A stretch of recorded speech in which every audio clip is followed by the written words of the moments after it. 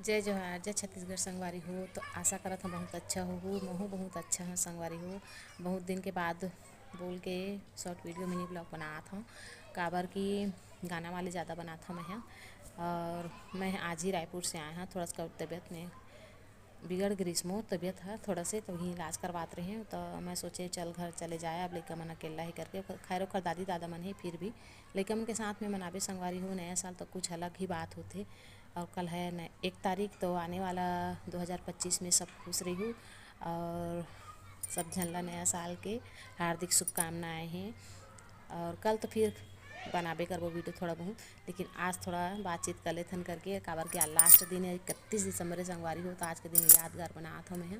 और 2024 बहुत कुछ मतलब सिखा के गई से मोला, लेकिन आने वाले 2025 में बहुत खुश रहने वाला हूँ मैं। काबर मैं सीख गई हूँ कि दुख में कैसे रहना है, सुख में कैसे रहना करके। तो दुख में भी